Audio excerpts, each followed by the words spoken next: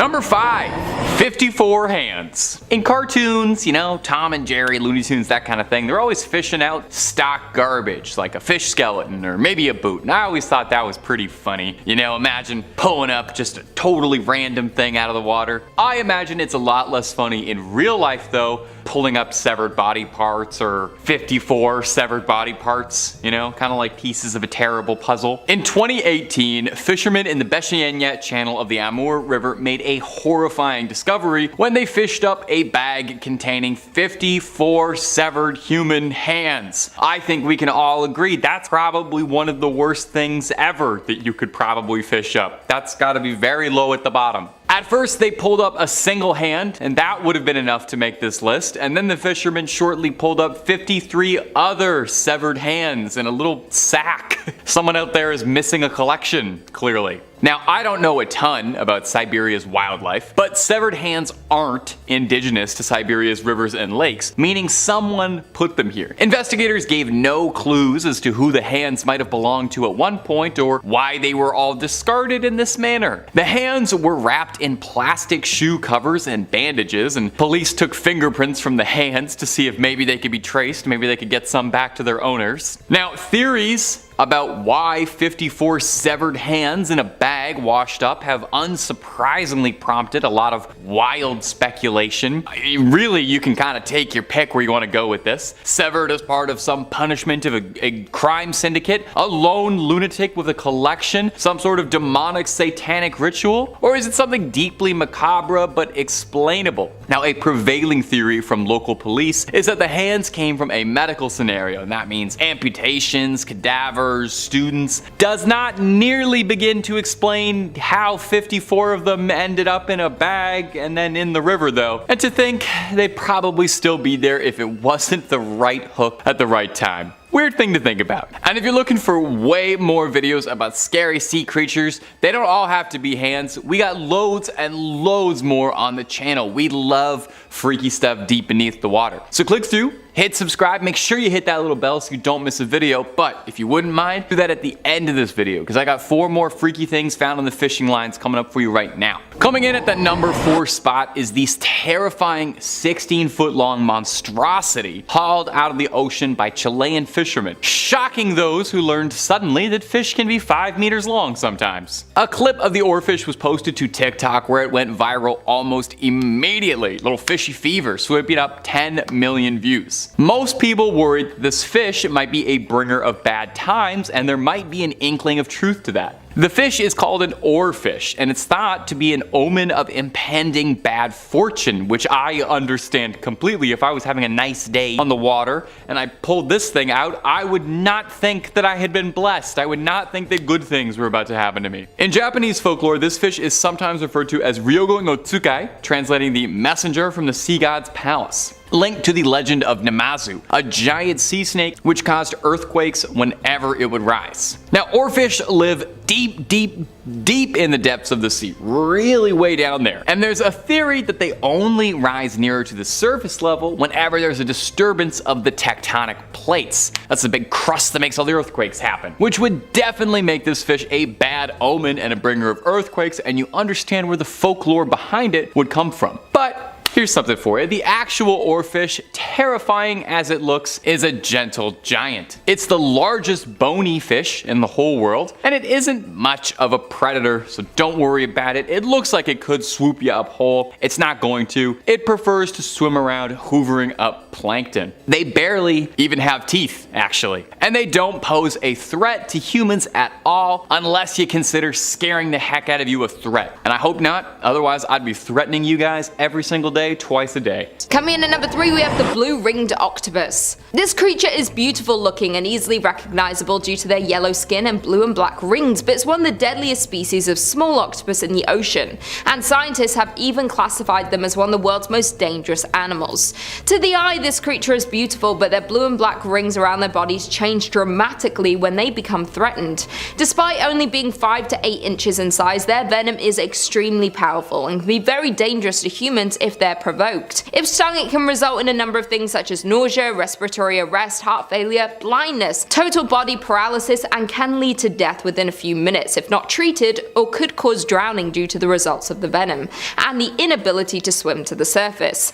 In order to come in contact with the creature's venom, you would have to come into direct contact with the octopus. When faced with danger, the octopus's first instinct is to flee, but if the threat persists, they will then go into a defensive stance and display its blue rings. If the octopus is cornered or touched, the person would be in danger of being bitten and stung by its deadly venom. They are named one of the deadliest sea creatures for a reason, because despite them being such a small animal, they carry enough venom in their bodies to kill up to 26 humans within just a few minutes.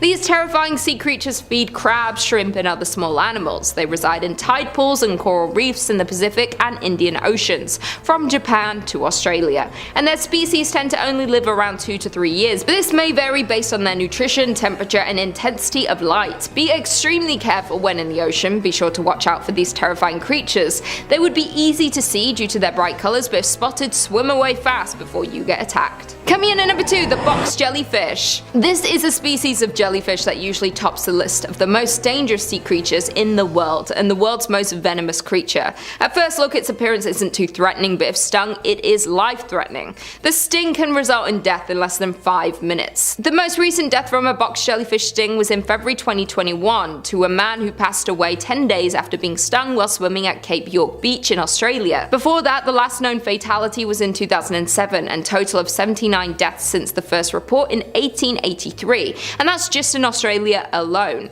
In the Philippines, there are far more fatalities, with up to 40 deaths annually. In Thailand, after a man died in 2014 from a box jellyfish sting, they enhanced their first aid stations on beaches, but yet the next year 2 more fatalities occurred due to this deadly sea creature. Unlike some jellyfish, the box jellyfish can swim, which means they're capable of hunting for prey and can move through the ocean at a very fast pace of up to 8 miles per hour. They actively hunt their prey, which tend to be smaller fish and invertebrates, including prawns and bait fish. Unfortunately, the box jellyfish has many enemies like crabs, different species of turtles, rabbitfish, batfish, and butterfish, but their swift swimming and venomous stings help themselves stay alive. An interesting fact about box jellyfish is that in Hawaii, the number of box jellyfish peak after a full moon, which is apparently when they come near the shore to spawn. So if you're thinking of going for a swim in the ocean during a beautiful full moon, I'd advise to just wait until the next day, because you don't want to ruin a nice vacation with a fatal box jellyfish sting. No one wants to ruin a vacation by dying. That would suck. And finally, in at number 1, we have cone snail. Just by looking at this little snail sitting in its shell, you wouldn't think it would be dangerous or harmful at all. Their shells are beautiful looking, with colourful and complex patterns on its shell, but don't be fooled, you should never handle this snail. It is one of the most venomous sea snails in the ocean. There are over 600 species of these cone snails all around the world, and they are extremely toxic. The most dangerous species to humans are the slightly larger ones, but pretty much all cone snails are capable of stinging if handled or stepped on, and can be very fatal to humans. Cone snails use a hypodermic needle-like modified radula tooth, and their toxic venom gland is used to attack and paralyze their prey instantly before eating them. The tooth is hollow and barbed and is attached to the tip of the radula inside the snail's throat. When the snail detects an animal nearby that it wants to feed on, it extends a long flexible tube called a proboscis towards their prey, and the radula tooth is loaded with their toxic venom from their venom bulb and is fired into the prey by a powerful muscular contraction. It's like gleeking. They tend to be found in all tropical and subtropical seas in deep areas near rocks and coral reefs. These toxic creatures are carnivorous and predatory, and they feed on small bottom-dwelling fish, marine worms, and even other cone snails. If you're going to swim in the ocean, you shouldn't really ever come in contact with these venomous creatures due to them living on the ocean floor. But if they ever wash up on the shore, be careful if you're collecting shells from your vacation, and make sure you don't pick up any cone shells just in case there's a snail living inside, because it could be deadly. Only 1 drop of their venom can kill up to 20 people. So when swimming in the oceans, be careful and watch out for all these deadly creatures. This is why I never go in the ocean. Everything wants to kill you. Number 5, Wolverine fish. Hugh Jackman, if you're watching this and you like scary stuff, this first one's for you, my dude. In 2021, there were more than 200 new species of just freshwater fish discovered alone.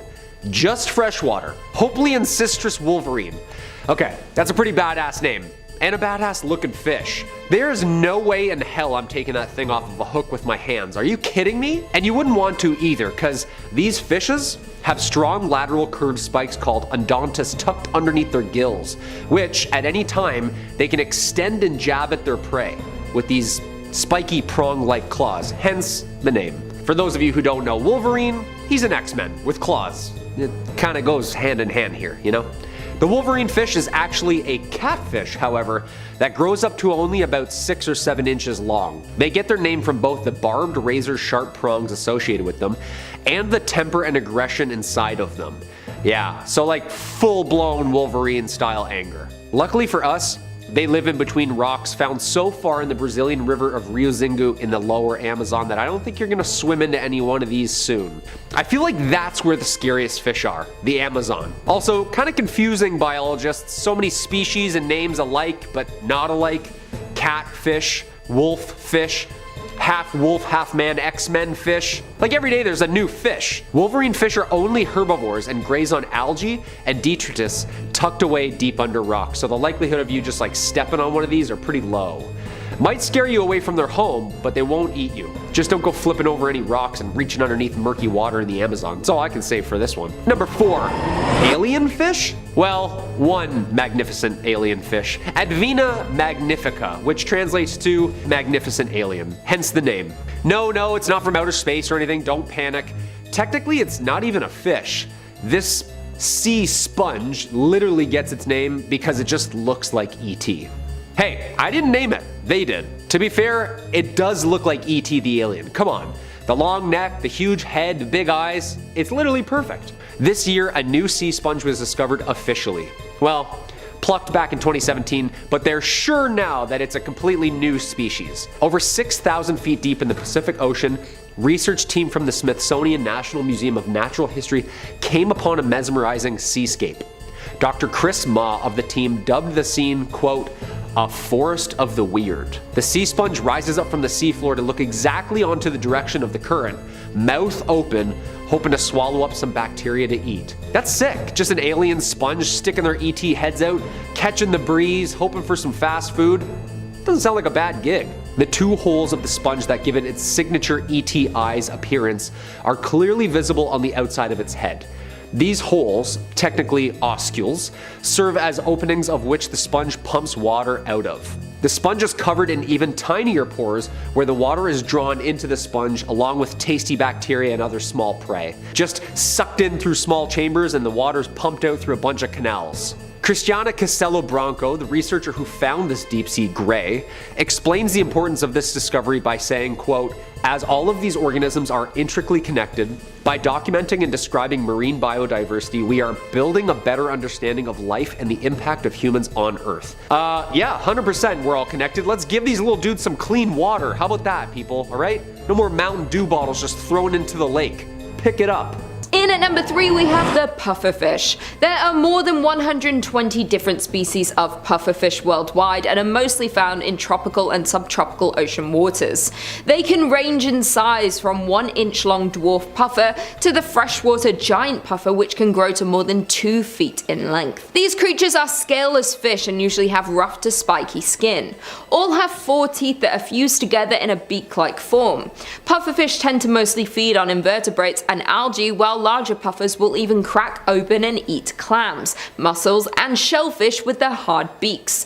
Poisonous puffers are believed to synthesize their deadly toxin from the bacteria in the animals they eat. Due to their slow and clumsy swimming style makes puffers very vulnerable to predators. When they feel threatened or notice a predator, they will use their highly elastic stomachs and the ability to quickly ingest huge amounts of water to turn themselves into a virtually inedible ball several times their normal size. Almost all pufferfish contain tetrodotoxin, a substance that makes them foul-tasting and often lethal to fish. To humans, these creatures are extremely toxic and deadly. They are up to 1,200 times more poisonous than cyanide. There is enough toxin in one pufferfish to kill 20 adult humans, and there is no known antidote. This toxin is secreted across their body, making puffers dangerous to touch and even more dangerous to consume. Surprisingly, the meat of some pufferfish is considered a delicacy called fuju in Japan. It is extremely expensive and can only be prepared by trained licensed chefs who know how to prepare it properly, because one bad cut means almost certain death for a customer.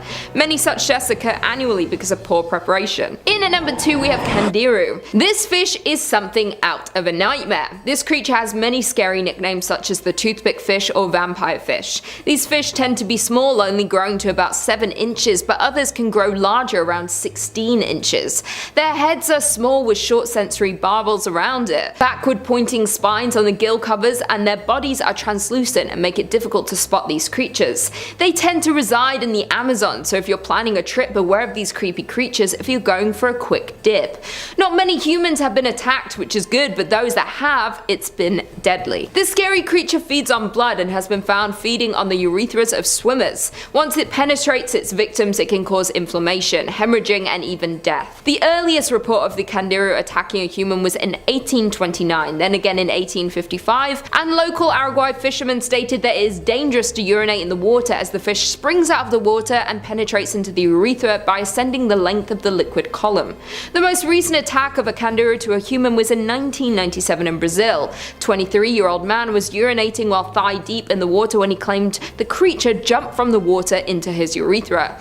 The victim underwent a 2-hour surgery to remove the fish from its body. Many speculate that these fish are attracted by the odor of the urine in the water, and that's what makes them attack, but others think these creatures hunt by sight and have no attraction to the urine at all. I think this creature might be the most terrifying of all sea creatures, because instead of just stinging or biting you, this creature actually inserts himself inside the human body and wreaks havoc. And finally, in at number 1 we have Du Bois sea snake / beaked sea snake. There are more than 50 species of sea snakes, but the deadliest are the Du Bois sea snake and the beaked sea snake. These venomous snakes reside in many regions of Australia, Papua New Guinea, New Caledonia, and are common throughout the Indo-Pacific. They live in coral reef flats, sandy and silty sediments which contain seaweed, invertebrates, and coral or sponges that can serve as shelter to them. These snakes feed on moray eels and various fish that live on the seafloor, up to 3.5 feet in size. Their venom affects its prey's ability to contract the muscles and makes the prey flaccid to make it easier for the snakes to eat. The Du Bois sea snake is the most venomous sea snakes and one of the top 3 in the world. These snakes use their fangs to bite and release their venom to immobilize their prey for their own protection. The toxins in these snakes' venom affects the nervous system and it causes paralyzation of the body's muscles, then causes death due to respiratory failure. The beaked sea snake is responsible for more than 50% of all sea snake bites, and each bite contains anywhere from 7.9 to 9 milligrams of venom. A human can die from just 1.5 milligrams. Scientists have estimated that their venom is 4 to 8 times more lethal than that of a cobra. So along with the Du Bois snake, this venomous creature is among the most dangerous and venomous snake in the world. Not only do you have to be worried about venomous snakes on land, but some of the deadliest are in our oceans, so be careful when swimming in warm climates, and be sure to not come in contact with these scary creatures. Number 5 on this list is the tiger shark detective. I've named this the tiger shark detective because the catching of this shark actually played a crucial role in a murder mystery. It all started when 2 fishermen back in 1935 caught a tiger shark off the coast of Australia. They brought the shark back to shore and donated it to an aquarium. This shark was in the local news at this point and had quite the name for itself. A week into it being at this aquarium during a live feeding where there was actual literal onlookers watching, this shark coughed up what looked to be a human arm. The police obviously got involved at this point and had to do some investigating to see how it got there. They determined through a series of tests that the arm had not been bitten off by the shark, but that it had been chopped off by something else and that the shark had swallowed it whole. The story would have been over, but the arm had something on it that distinguished it from other arms. It had a tattoo. This was a rare tattoo, and back then tattoos themselves were pretty rare altogether. Investigators soon realized that it was the same tattoo that a former police informant had on his arm, Jim Smith. He had gone missing a while back and they had no idea what happened to him. They started piecing it all together and looked into what potentially went wrong. They then realized that Jim had tried to blackmail the wrong people and it hadn't gone so great for him. The murderers then killed Jim and disposed of his body, but kept the arm because they knew that the tattoo would be able to lead people to the conclusion that it was Jim. They anchored this arm down and threw it in the water, not suspecting that a tiger shark would eat it and then later be caught by a fisherman. Eventually, the police tracked down the killers and brought them to justice, and it was all because these two fishermen fished up a tiger shark that just happened to eat some pretty important evidence. Number 4 on this list is the chimera lobster. Catching a lobster isn't really that impressive, but what if you caught a lobster that looked as if it came straight from another dimension? A little bit more mysterious if you ask me. Cracked writes, when Alan Robinson headed out to sea in Bar Harbor, Maine in July of 2006, he, like all commercial fishermen, was hoping for a little luck. What he hauled into his boat that day was a 1 in 50 million discovery. It looks like a fish torture delicacy, but it's actually a natural phenomenon. Well, if you consider something that happens practically never a natural phenomenon. A chimera occurs when two zygotes with different cells, and sometimes from different species, combine together to form a single creature or person. Yeah, there have been human chimeras who are the genetic equivalent of having non-identical twins in one body. Unfortunately, the human versions are far less dramatic looking than what you might expect based on the lobster. We're talking legendary Pokemon levels of rare here, guys. Like, this lobster is something seriously special. And just look at that thing. It's split directly down the middle. One half looks cooked and ready to serve, and the other half looks like a regular everyday lobster. This is just one way that this phenomenon can appear. There have been reports where lobsters can come out as blue before, or even harlequin. It's a very mysterious event when it happens, and one of the rarest on the entire planet. Coming in at number 3, deep sea dragonfish. This is probably one of the ugliest fish I've ever seen, which is why it fits perfectly on this list, and that is the deep sea dragonfish. Sometimes referred to as the scaleless dragonfish, this hideous creature looks like something straight out of a horror movie, with its sharp transparent teeth, slimy skin and enormous mouth which can open more than 100 degrees. Even though it's not the biggest creature of the deep sea, that doesn't stop it from eating prey 50 times its size, and that is beyond scary. This creature's teeth are stronger than the teeth of some of the fiercest fish predators like piranhas and even great white sharks. The dragonfish is a ferocious predator and can actually produce its own light through a chemical process known as bioluminescence, but when he's not hunting prey, he can easily disappear into the darkness of the deep sea and lurk in his habitat, 1,600 feet under the surface of the ocean. The deep sea is the darkest and deepest corner of the ocean, with crushing pressure and lack of oxygen and light. It makes it extremely difficult for anything to survive down there. Thankfully, this predator is deep down in the ocean, and hopefully none of us will ever come in contact with this hideous water monster. Coming in at number 2, we have frilled shark. The frilled shark is often called the living fossil due to its appearance, looking like a massive prehistoric eel. They have a dark brown exterior and are almost 7 feet long. These creatures are terrifying due to their 40 rows of curved, razor-sharp teeth, which is a total of about 300 teeth. First discovered in 1876 by zoologist Ludwig Dodelin, who classified this creature as a discrete species of shark, and a few years later, after much research, it was later named its own species in the shark family, given a name because of its frilly looking gills, and today there are 2 different types of species of the frilled shark. Regardless of how many species there are, I don't want to come in contact with any of them. This creature tends to live in the Atlantic and Pacific Oceans and don't tend to come into contact with humans, but a handful of times they have been accidentally caught by commercial fishermen. Thankfully, you probably will never come into contact with this terrifying creature because the closest they've come to the ocean surface is 390 feet deep, but typically they reside more than 3 times that depth. They live very close to the ocean floor and survive off of cephalopods, bony fish and smaller sharks. When hunting for food, these creatures move similar to an eel, lunging and bending to capture their prey and continue to swallow them whole with their long and flexible jaws and of course their massive amounts of teeth. Due to the creatures living in the deep sea, they are rarely seen and for good reasons, but there was rare footage that came out in 2007 of one. If you're not too scared, you can go check it out after this video. And finally, in at number 1 we have stonefish. They are known to live in the tropical Pacific and Indian Oceans, and these deep sea creatures have perfect camouflage to look like a rock on the floor of a coral reef. So even if you somehow were around one, you probably wouldn't even notice it was a fish. They are close relatives to the scorpion fishes and consume other reef fishes and some seafloor invertebrates. They don't actively hunt their prey, they just wait for their prey to come to them, waiting hours at a time, and when their potential target is less than their body length away, they will strike. like. They have some of the most powerful jaws and very large mouths that create so much pressure they are able to easily trap their unsuspecting prey and swallow them whole. This creature is the most venomous fish in the world. It has 13 spines along its back that can release the venom, and this can kill a human within a few hours. They have a potent neurotoxin secreted from glands at the base of their needle-like dorsal fin spines, which they stick up when disturbed or threatened. The more venom that is injected into you, the worse it will be. Their stings cause terrible pain, swelling, necrosis, and then of course death. These horrifying creatures are actually considered a delicacy in many parts of Asia, such as Japan and China. They are usually cooked ginger and put into a clear soup, but could also be served raw as sashimi. As long as they're prepared correctly and their dorsal fins are removed, they are a dense and sweet snack and considered by many to be good for your health. If you're swimming in the ocean, you thankfully won't come in contact with this killer fish creature because they live on the ocean floor, so you won't have to worry. But if you're curious about the stonefish, you can check out more about it on the show River Monsters. They did an episode in 2017. Even though the stonefish isn't the largest creature in the deep sea, it's their venom that makes them the most terrifying.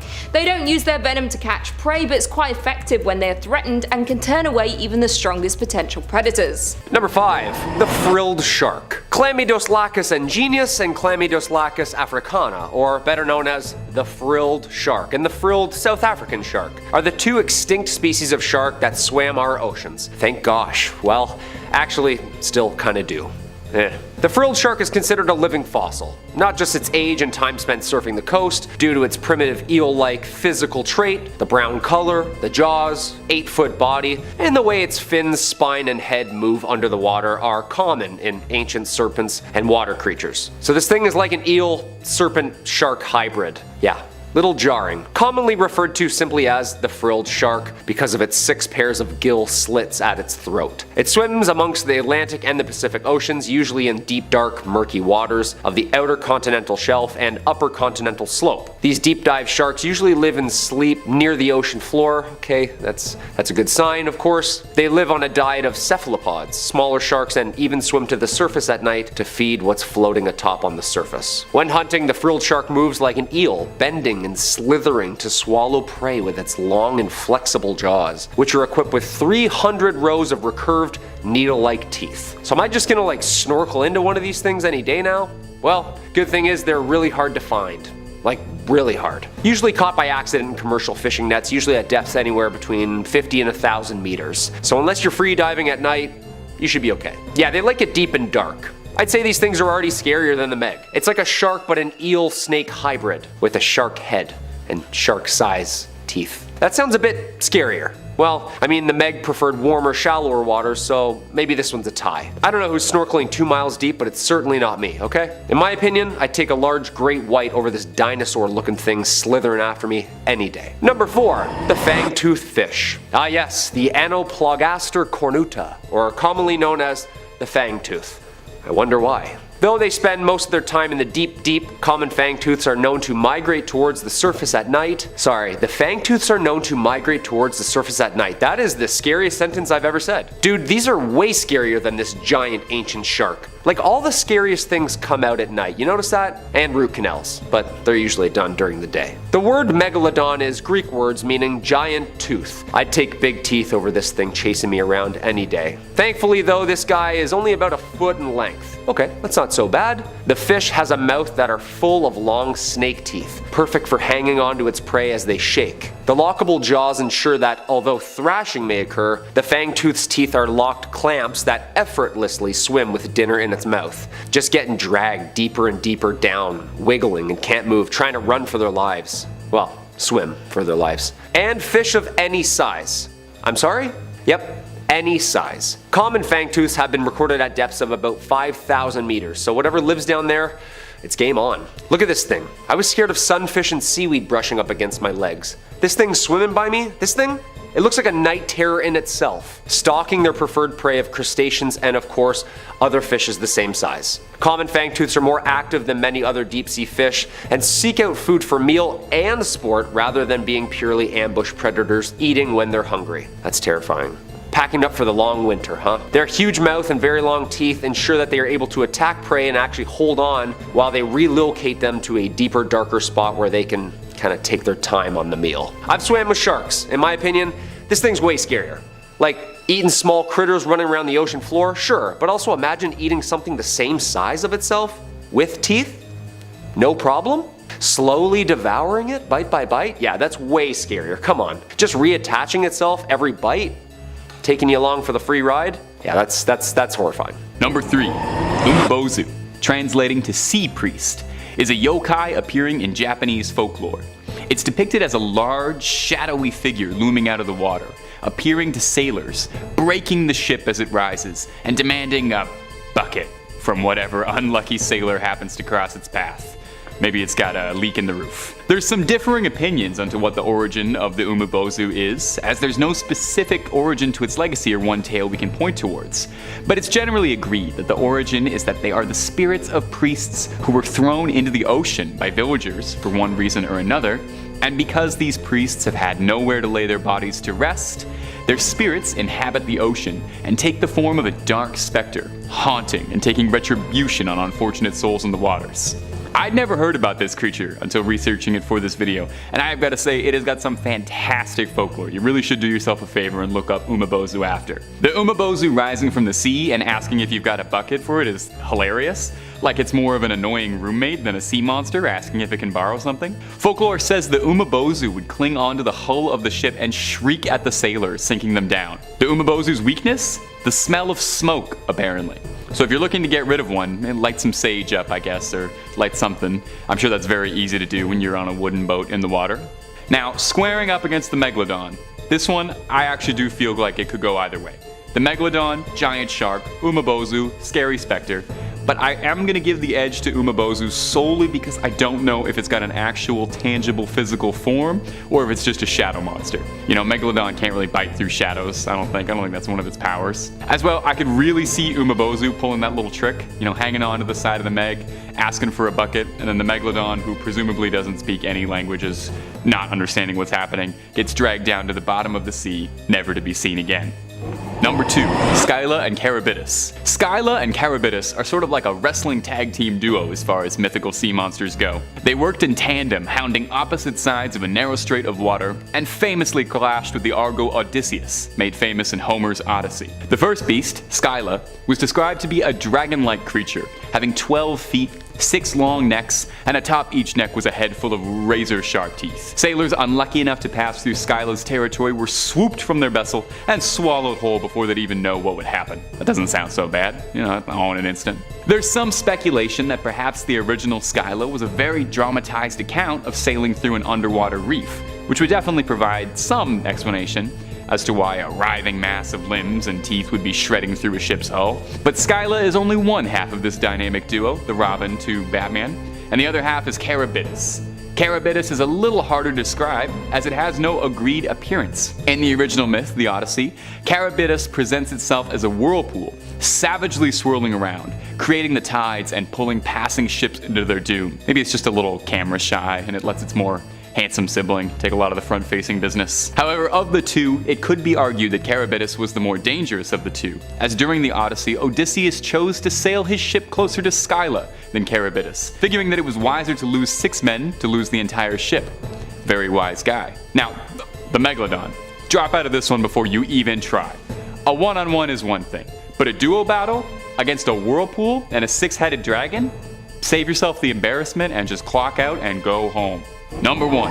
Jormungandr. Jormungandr is another old Nordic sea legend, also known as the Midgard serpent or the world serpent, and is a serpent so large that its tail would surround the circumference of the earth and all its oceans and loop back around onto itself inside its mouth, creating an Ouroboros. This impressive girth is where the creature gets its name, World Serpent. Jormungandr's also had a bit of a star-studded run in pop culture, appearing in Marvel Comics and most recently the new God of War, based around Nordic legends.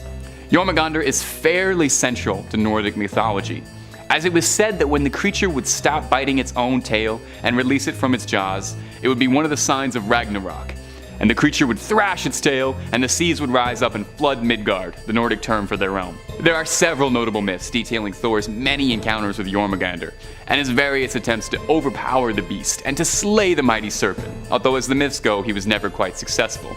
Good for me, because I actually don't think I would do too great in Ragnarok. I'm really not much of a fighter, and I don't think I would do well wrestling any Vikings. It's said that when Ragnarok occurs, Thor will slay the mighty serpent, only to find himself defeated by poison from the creature himself. All of this to say is that as far as sea monsters go, there could not possibly be anyone more powerful in lore than Jormungandr.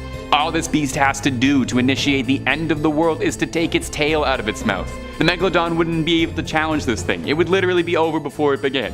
The Jormungandr opens its mouth to start the duel, and that's it. It's done. Not only is the Megalon done, but everything's done. Seas flooding, fires raining down from the heavens.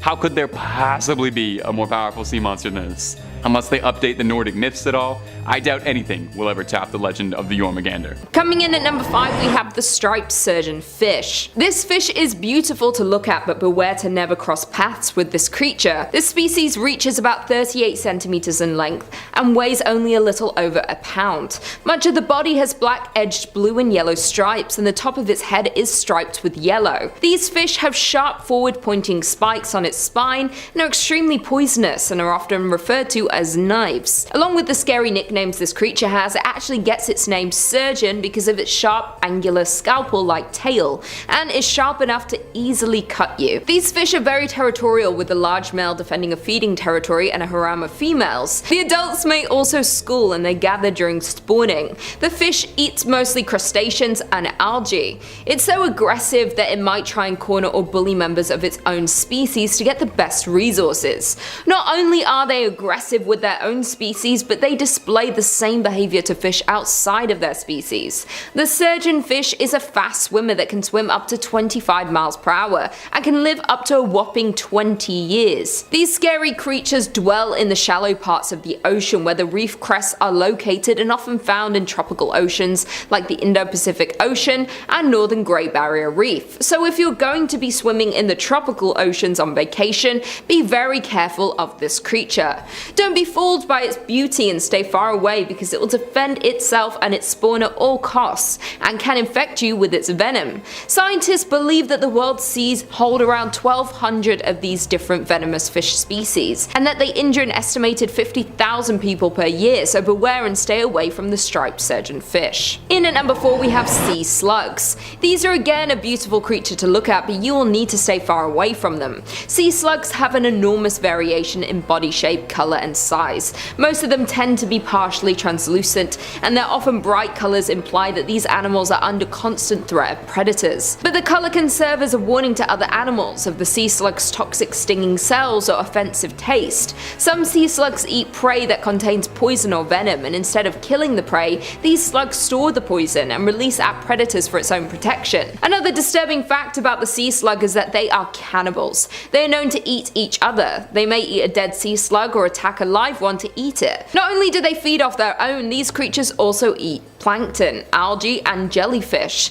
These animals also have both male and female sex organs, and they can lay mass amounts of eggs, sometimes up to 1 million eggs, and these deadly creatures can live up to 4 years. Sea hares, which is a common name for a large group of herbivores, sea slugs, and the largest of the sea hares is the California black sea hare, which are naturally toxic, and they can eject a foul ink or secrete a vicious slime to deter predators. One type of sea slug in particular, the grey-side gilled sea slug, has been linked to canine deaths, and beachgoers are warned to keep their children and pets close by to avoid accidental ingestion or contact. There are so many types of sea slugs, and most of them are extremely dangerous, so if you see a pretty looking glob near the shore or while swimming, avoid it at all costs. Number 3, basket star. Now, whenever I do these videos about the ocean and all manner of strange monstrosities that live beneath the trenches, I feel like I discover all these new species, and more often than not, the species I discover are ones that I probably would have been fine not knowing existed on this earth with me. When I find out for even 50 seconds that these things live on earth,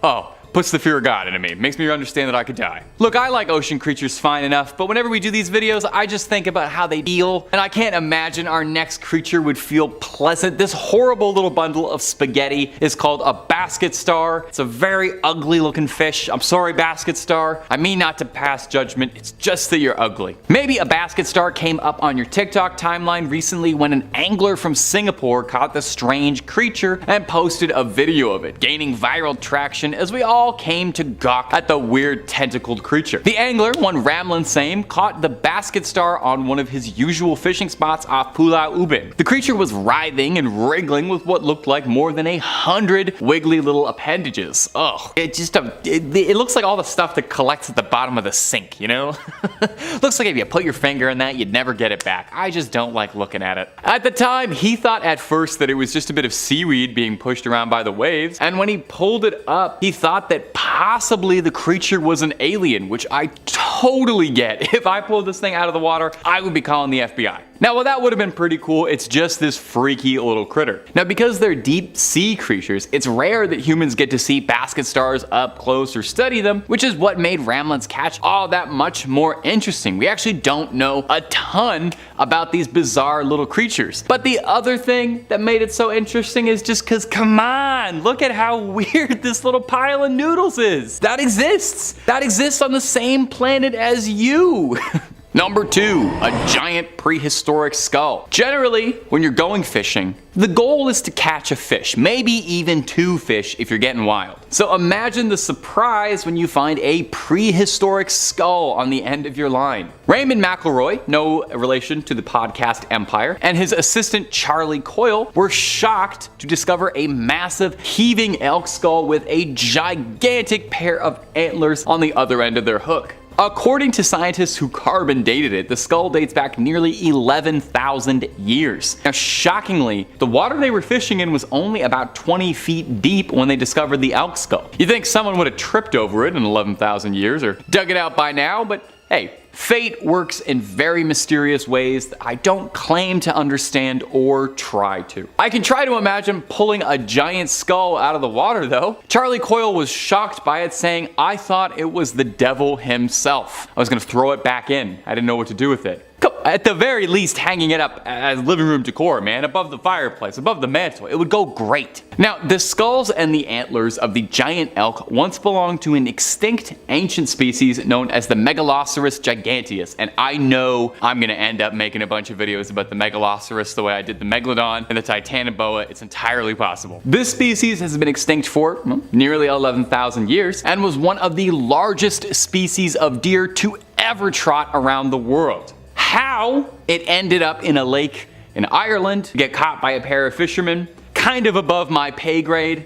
But hey, I don't solve the mysteries here. I just ask them and speculate blindly. And number 1, a ghost shark. Oh. Roman Fedortsov routinely entertains his 600,000 Instagram followers with pictures of all the bizarre monstrosities he pulls out of the sea while sailing around Murmansk. That's a port city in Russia. His Instagram is a treasure trove of scary undersea finds. It's one of my favorite things on my feed, and I absolutely recommend you give him a follow on any of his social media platforms if you're into this sort of thing, as he is the head honcho for it. This video could easily have just been 5 things he posted on his account. Like I said, this guy is the king of weird stuff in the water. Right here is a fish of many names, sometimes called Frankenstein's fish, due to the stitches all over its body looking like it's like sewn together from all these different fish. It's also been referred to as a ratfish, a ghost shark, a spookfish, but officially they're known as ghost chimeras. These things are bad news from teeth to tail. They got a spicy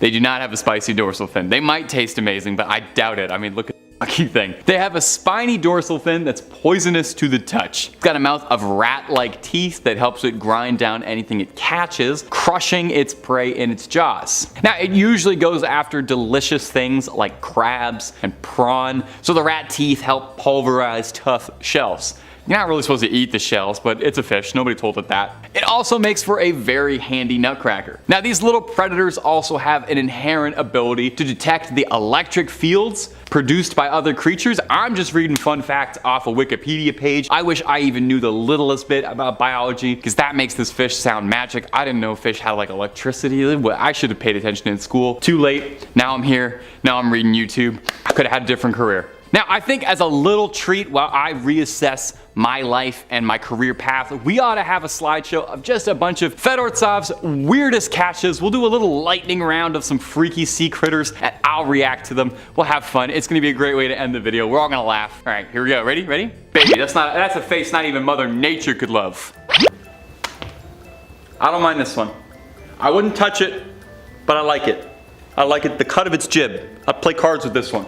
Buddy, toss that one back in the water. I don't ever want to see that again. Don't ever put that up on my screen again. I don't ever want to see that. Coming in at number 5, we have colossal squid. The colossal squid, which is not seen by many humans unless they have washed up on shore, they are considered to be the largest and heaviest squid species in the sea, weighing a total of 1,500 pounds and having a length of 33 feet long, as well as being the most elusive and mysterious creatures of the deep sea. The species were first discovered in 1925 when 2 colossal squid arms were found in a sperm whale's stomach. Then in 1981 another one was discovered, and finally in 2003 the colossal squid was collected for further research of this new and crazy species of squid.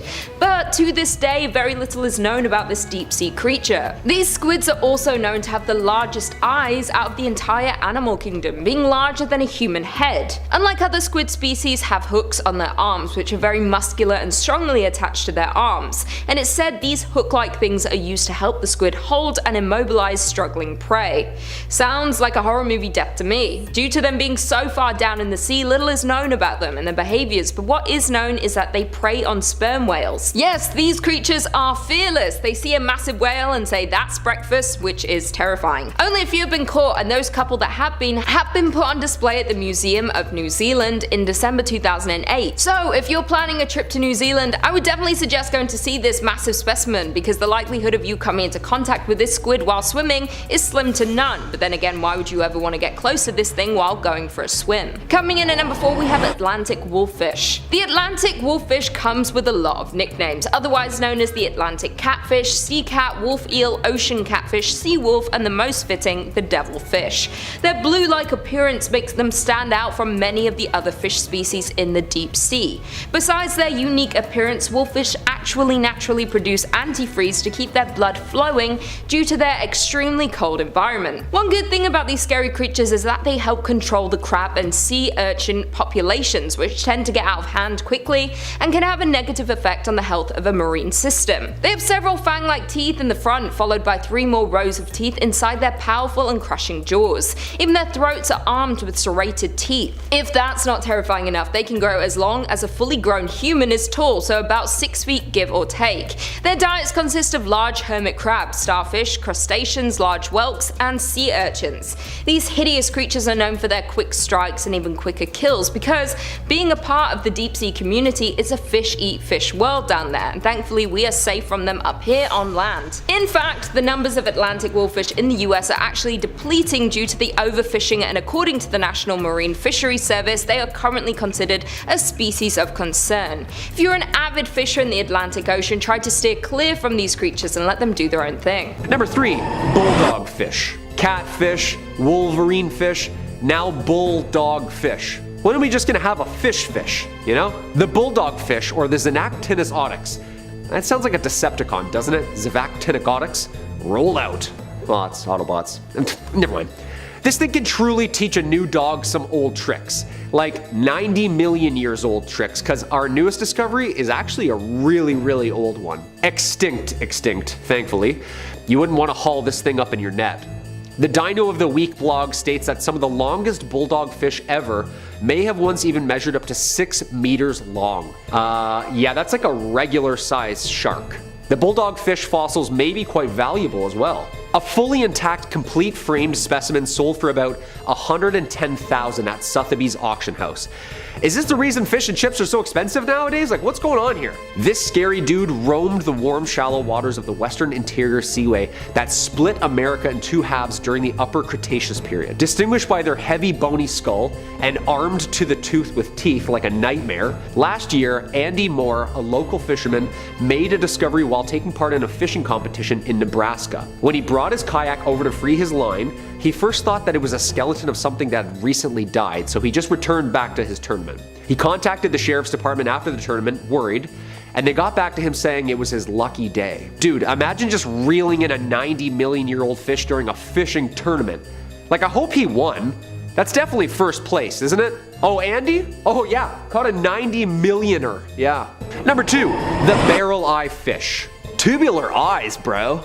No, seriously, you're Tubular eyes, actually, are very rare and also significantly puzzling. Say hello to the Barreleye fish, or the Macropina microstoma from the Opisthoproctus species, meaning backwards in Greek, to signify their uniquely designed flipped-up eyes luminously inside, alive in their head, or backwards. Generally directed upwards and back to detect the silhouettes of both predator and prey, although they can move their eyes back to forward. Basically, they have a sunroof above their head that they can look up from inside their own head. Hey, that's pretty tubular, bruh. They can be found deep in tropical waters in the twilight zone, between 600 and 800 meters down. There are fish that gaze upwards through their transparent heads with eyes like mesmerizing emerald orbs.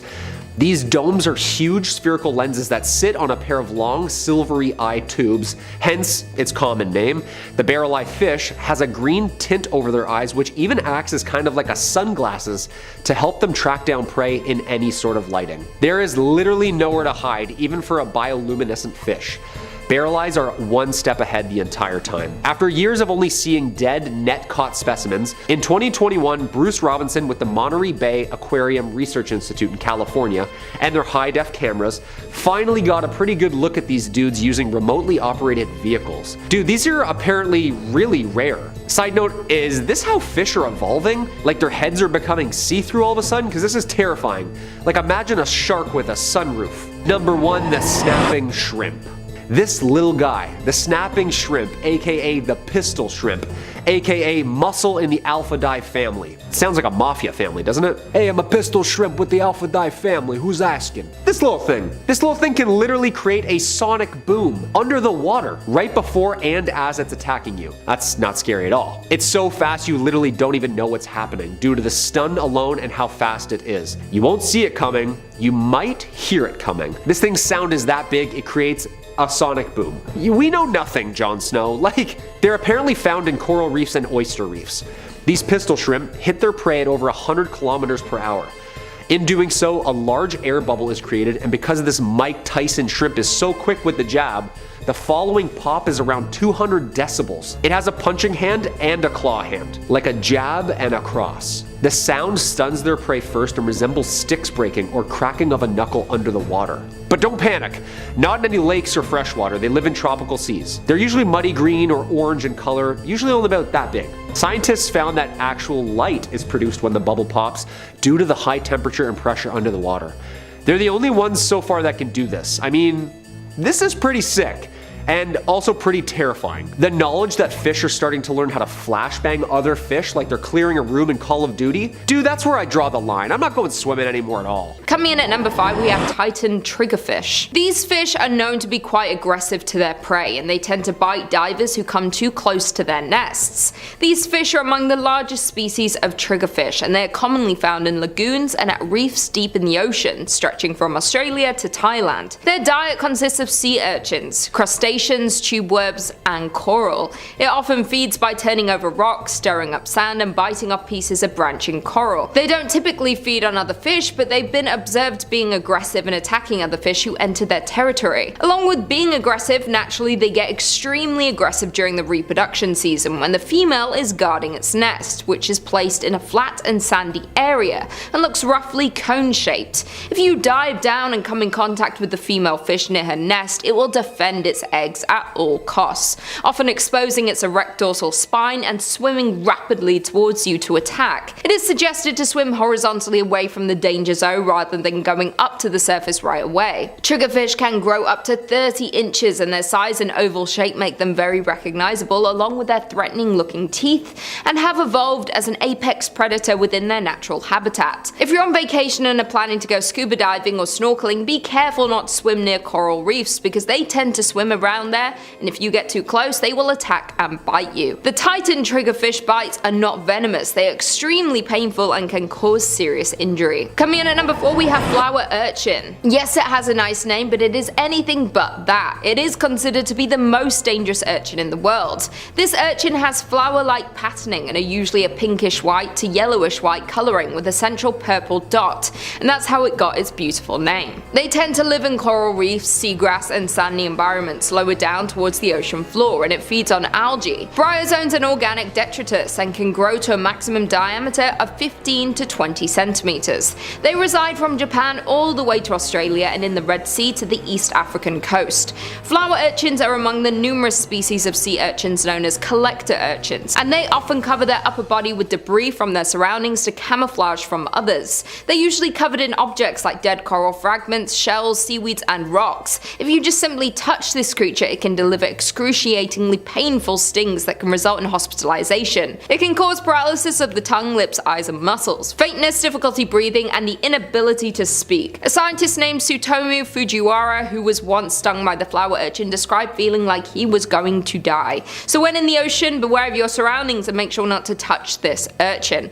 Another account of someone being stung by these dangerous creatures was the drowning of a pearl diver after being rendered unconscious from accidental contact with a flower urchin. Again, if you're going to be swimming, snorkeling, or deep sea diving in the ocean, be very careful you don't come into contact with these beautiful yet dangerous creatures. Number 3 on this list is the one-eyed shark. So before we even get into this entry, let's pull up a picture of what I'm talking about so you guys can see. This is the shark that I'm talking about, and it looks pretty fake, right? Well, that's exactly what the internet came out and said, but it turns out that this one-eyed freak of a shark thing might actually be legit. Let's pull up a few of the later shots of this shark and see how you guys feel now. Cracked talks about these other pictures and says, in these later shots, some time has passed and the creature is noticeably a little worse for wear in comparison to the originals. The gentleman in the pictures above is Dr. Philippe Galvin, one of Mexico's most renowned shark researchers. While it was reported by Pisces Fleet that Dr. Galvin had seen, studied, and produced an initial paper on this otherworldly animal and was awaiting review and publication, skeptics still voiced their disdain, complaining now that the shark had to be a creation of special effects artists and that it didn't have gill slits. But the skeptics were soon put to bed because apparently when a pregnant bull shark was recently caught by a commercial fisherman in the Sea of Cortez, the albino cyclops shark was one of the unborn fetuses found inside. Pretty crazy stuff if you ask me, guys. Also kind of creepy that the one-eyed shark is just an unborn fetus. I guess nature really do just be like that sometimes. Number 2 on this list is a skull. Finding body parts in the ocean, or actually anywhere in the world, has got to be pretty jarring. I'd imagine that probably the most jarring of those body parts though would be a human skull. Reeling that up on your fishing line when you're expecting to catch some rainbow trout has got to be quite the shock. Well, this case is actually way worse than that. Imagine going fishing, fishing up a human skull, and then having that human skull literally be the skull of one of your former best friends. Yeah, that's right guys. What I just described there is exactly what went down to Barry Hunter in 2007. He found the skull of Brian Allison, someone who had gone missing several years prior and someone who Barry would often go drinking with. The commercial trawler, the Jan Denise II, was found at the bottom of the ocean several years prior. Brian Allison was on that boat and it was assumed that he perished when the ship went down, but his body, it was never recovered. His family, ever since that ship had gone down, were truly in a horrible place mentally. They inherently understood that Brian had most likely died at the bottom of the ocean, but without ever receiving confirmation, it truly left them in this horrible gray area that they could never escape. This finding from Barry finally gave them the closure that they needed to move on with their lives. Still, it must have been absolutely horrifying for Barry, who actually found the thing and then later realized who it was. And finally, number 1 on this list is the ghost ship. This is definitely not something that you and your buddies would want to find if you're out for a relaxing fishing trip. Rocket Geeks writes, encountering other ships at sea during a fishing trip isn't such a rare occurrence, but what if they're ghost ships with their occupants still on board? In 2016, 2 fishermen noticed a strange vessel drifting about 50 miles away from the Philippines. Disturbed by the ship's appearance, they decided to board it to see if anyone was on it. What they found was the decomposing body of German explorer Fritz Behorhat, who was last seen in 2009, which had been almost perfectly preserved by the salty air and dry winds. What's crazy to me is that this guy's ship was able to just drift through the ocean for so long without being spotted at all. Apparently, after doing an autopsy on Fritz, he had died on his boat of a heart attack years ago. His boat obviously wasn't anchored or anything when he died, so the wind and the water just took it. During that entire time, it never capsized or hit land. It was just floating in the water for years, letting his body mummify completely. I think this story, more than any that we've looked at today, is just a perfect example at how massive the ocean can be. For years, an entire yacht carrying a dead human being was just going around without anyone seeing it. Who knows how far this boat had traveled during that time or what it had seen? It also begs the question, how many more of these boats are out there right now just floating around? The ocean is a scary and massive place, guys. These are just a few of the mysteries we've found in it, but I guarantee there are plenty more. Number 5, the Kraken. Over the port side, boys, there she blows. Butter down the hatches, the Kraken's here. I'm sorry, I absolutely could not resist. I'm just trying to paint you a picture of the scene here. The Kraken is an absolutely legendary sea monster, harking back to old sailors' tales from the 17th century. It started as an old Nordic legend and was said to haunt the waters from Norway through Iceland. But as its legend grew, stories of the Kraken would be passed throughout the world, carrying on from sea to shining sea. It's widely theorized that the legend of the Kraken began with sightings of the colossal squid, a creature almost as mythical as the Kraken itself. An old fisherman's tale, it's depicted as a colossal cephalopod, capable of crushing a fully stacked galleon with its tentacles and bringing it down to the ocean floor. If the tentacles and its heaving beak aren't enough, it also creates whirlpools around it, as it drags your doomed ship down with it all the way down to Davy Jones's locker. The Kraken probably has one of the best PR agents in the sea monster community, being the subject of stories, songs for centuries, finding its way into numerous movies, a career-making role in Clash of the Titans, a very strong supporting role in the Pirates of the Caribbean franchise really helped elevate it to stardom, even finding its way into a bunch of video games over the years, serving as a boss for players in God of War, Sea of Thieves, and for the real OGs out there, RuneScape as well. When it comes down to who could defeat who, it's not even a question. The Megalodon wouldn't get so much as 30 seconds with the Kraken. The Kraken of lore was crushing ships in seconds. You think it's even gonna notice crushing a shark?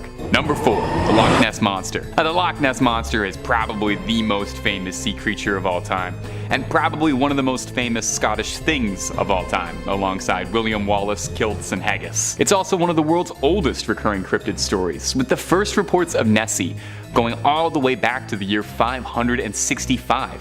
And since then, Nessie has delighted cryptozoologists the world over, becoming a cultural icon for Scotland and the Loch Ness as a whole. There's been several concentrated efforts to really find the Loch Ness Monster over the years, and while nothing has ever officially shown up on a sonar or a radar, that has never stopped the stream of sightings and photos of the Loch's gentle giant.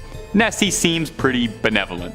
There's never been a story or an allegation of the Loch Ness Monster eating or hurting anyone, usually just sticking its cute little head out of the water for a quick little blurry candid to be discussed and analyzed for years. Let's talk serious for a second here. In the ring, squaring up in a 1v1, I've absolutely got Nessie over the Megalodon, easy. That long neck is gonna wrap around the Meg, get that thing lassoed. You know, the Meg is big, sure. But the Loch Ness Monster clearly has some stealth capabilities. I mean, it's been eluding capture for the better part of 1,500 years, so I've got to imagine that Nessie's got to know some pretty good tricks for hiding. But more so than anything, Nessie's got the people of Scotland riding for them. You're not just messing with a sea creature, Megalodon, you're messing with a beloved cultural icon. It would be like going to war against raccoons in Toronto. The people just won't stand for it. You wouldn't really expect anything horrifying to exist in Newfoundland. It's a very pleasant place. You think it's mostly just chips and Jig's dinner all the way down. Well, for Gary Goodyear, a fisherman out of Templeman, Newfoundland, he pulled this long-nosed chimera out of the water and gave himself quite the shock.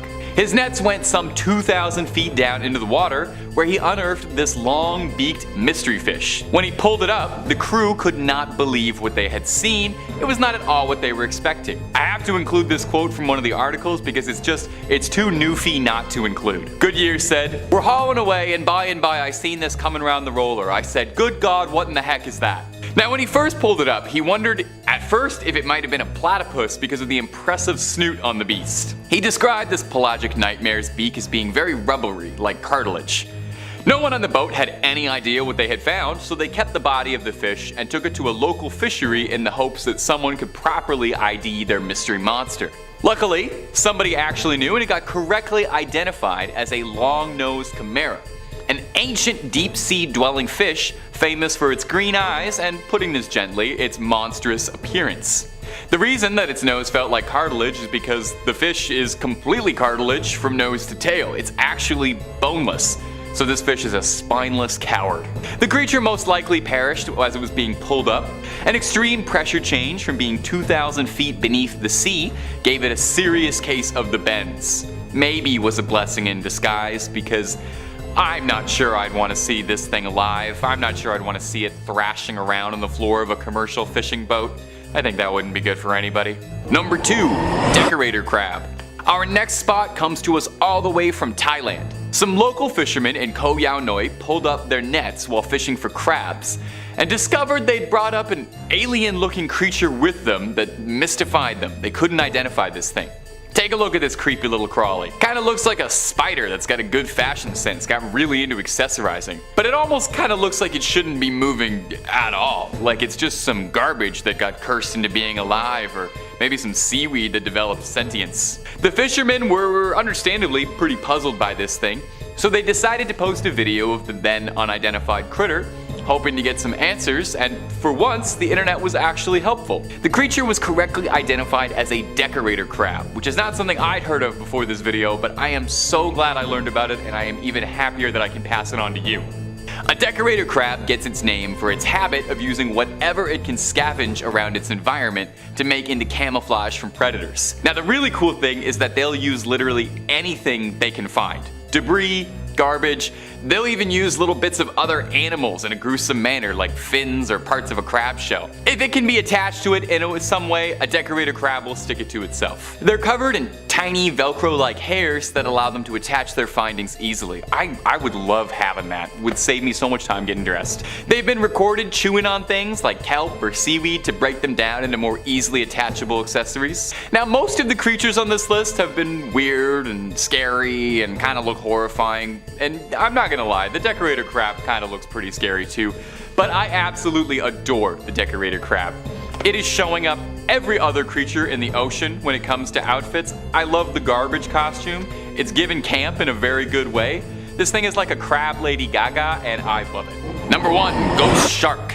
Roman Fedortsov routinely entertains his 600,000 Instagram followers with pictures of all the strange creatures he fishes up while sailing around Murmansk, a port city in Russia. His Instagram is a treasure trove of scary undersea finds, and I absolutely recommend that you toss him a follow if you're into this sort of thing, as he's kind of the head honcho for it. This video could easily just have been 5 things that he fished out himself. Nobody is pulling out weird things the way Roman is. But with so many to choose from, I had a tough time, but I landed on this here fish, sometimes called Frankenstein's fish, due to the stitches all over its body looking like it's been sewn together from the bodies of several other fishes. It's also been referred to as a ratfish, a ghost shark, a spookfish, but officially they're known as ghost chimeras. I like that it's got nothing but scary nicknames. These things are bad news from teeth to tail. They have a spiny dorsal fin that's poisonous to the touch. It's got a mouth of rat-like teeth that helps it grind down anything it catches, crushing its prey in its jaws. Usually goes after things like crabs or prawns, so the rat teeth help pulverize the shells. These little things also have an inherent ability to detect the electric fields produced by other creatures, and I wish I knew even the littlest bit about biology, because this fish sounds like it's magic. Fish also sounds overpowered, not gonna lie. Now I think as a little treat, we ought to have a little slideshow at the end of just a bunch of Fedortsov's weirdest catches, and I'll just react to them. Ready? Okay, here we go, lightning round. Who would make this? Why would a creature evolve like this? I guarantee you this thing looks cuter as sashimi. That is a face not even Mother Nature could love, if that even is a face. You know what, this one I'm actually kind of coming around to. I wouldn't touch it, I wouldn't order it, but I kind of like it. Number 5, Oarfish. Coming in at the number 5 spot is this terrifying 16-foot long monstrosity hauled out of the ocean by Chilean fishermen. Shocking those who learned, like me, that fish can be 5 meters long sometimes. The clip was posted to TikTok, where it went viral almost immediately, sweeping up 10 million views pretty quickly. Most people worried this fish might be a bringer of bad times, and there might be an inkling of truth to that. This fish, called an oarfish, is thought in some cultures to be an omen of impending bad fortune. I mean, I understand it completely. If I picked this thing out of the water, I would not think that I had been blessed by good fortune. In Japanese folklore, this fish is sometimes referred to as Ryogo no Tsukai, translating to the messenger from the sea god's palace, and I'm sure I butchered that pronunciation. I'm so very sorry. It's linked to the legend of Namazu, a giant sea snake which caused earthquakes whenever it would rise. Oarfish live deep in the depths of the sea.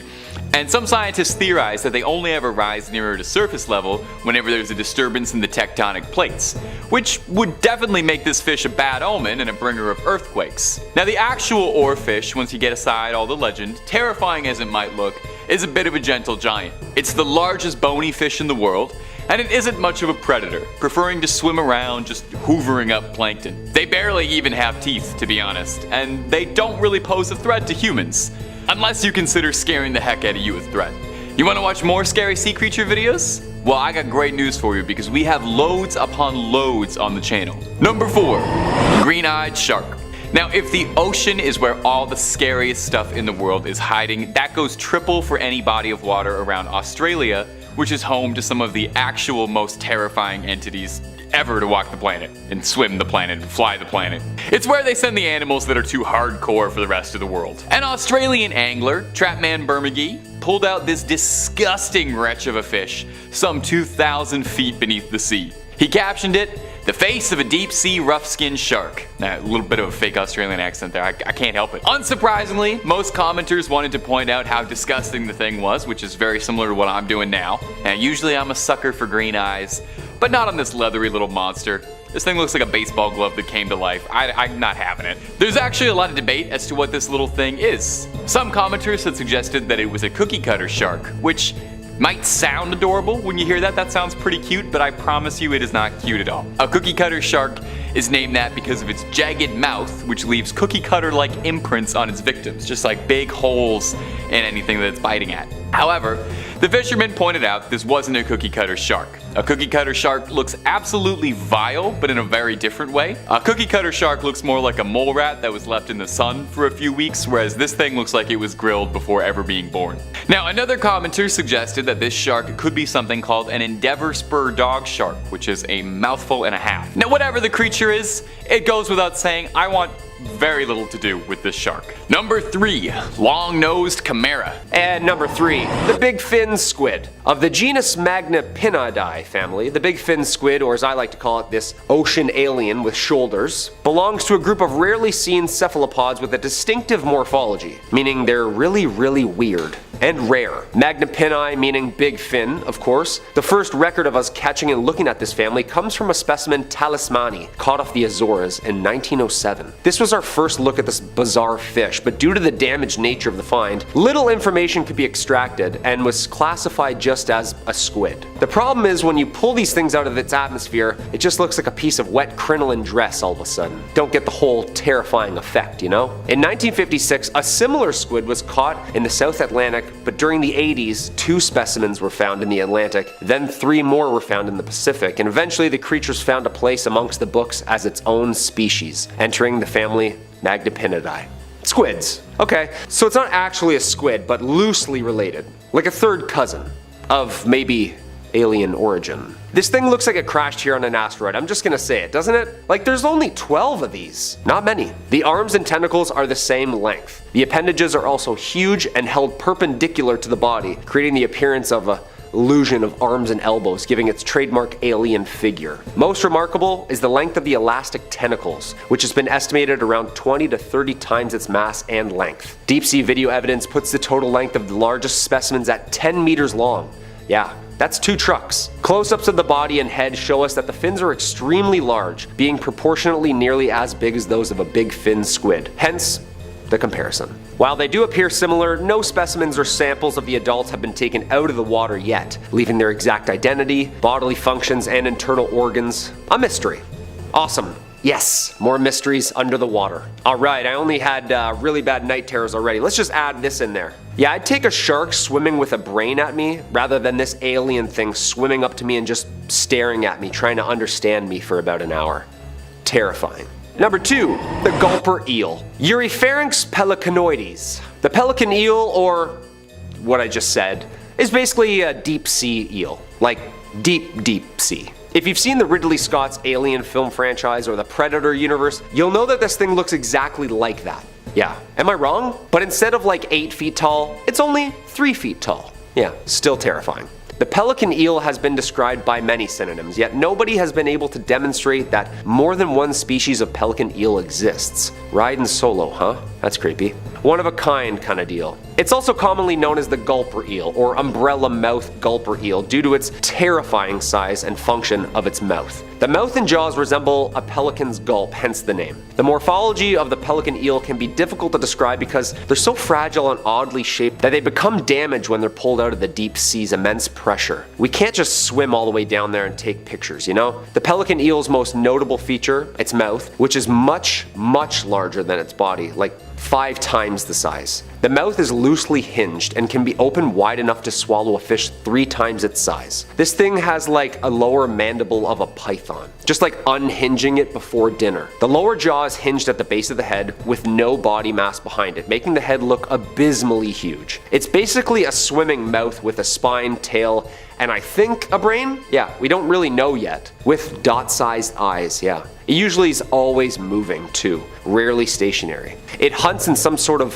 folded state. The pelican eel's mouth has the capability to change to an inflated shape when hunting, giving the mouth its notably massive appearance. Dude, the mouth unfolds like the James Webb telescope. Like 100 working parts. Technically, it's like a geometric shape unfolding as a mouth, followed by stretching, like a cootie catcher. Remember those? This thing eats like a cootie catcher. When the pelican eel is in pursuit of its prey, it slowly starts unfolding itself. Imagine this thing's trucking behind you, unhinging its jaw, slowly the closer it gets. The head and jaw structure unfold and spread horizontally, not vertically. Okay, that's scarier all of a sudden. The unspreading event, or as I like to call it, lunch, is followed by the inflation of the mouth from a stretchable skin of the head, which it feeds on prey.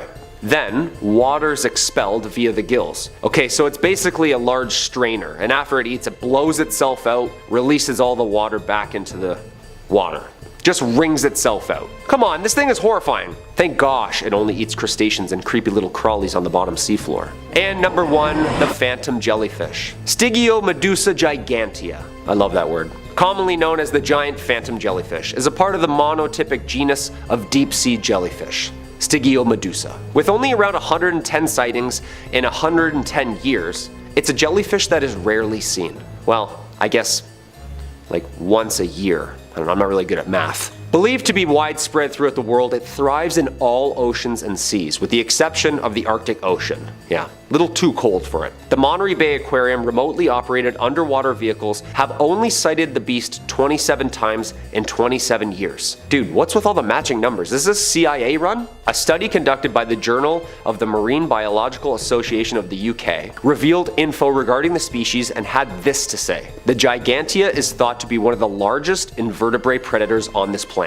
One more time please. The largest predator. It is commonly found in the ocean's midnight zone, reaching depths of about 7,000 meters. Deepest human free dive is about 300 meters. Okay. Yeah, we're good. Unless you have a wide lung span. The largest predators in the deep sea, the giant phantom jellyfish's typical prey consists of plankton and small fish.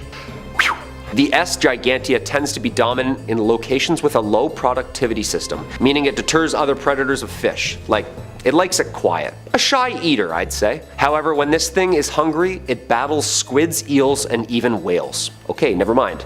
Just when I thought this thing was really cute, it fights off whales for food. The first specimen, weighing in at 100 pounds, was collected in 1899, but it wasn't recognized as its own species until 1959. Imagine this thing chasing you and catching you, tangling you in like 100 feet of netting tentacles so it can just eat you slowly. Does this thing have a consciousness? Like, you can kind of tell if a shark is swimming near or close to you or what it's kind of feeling. This thing just slowly, softly swimming towards you before it ingests you? Way scarier. Like, I'm convinced these landed here. The oceans are way scarier than things on land. We haven't even started to uncover the whole ecosystem yet.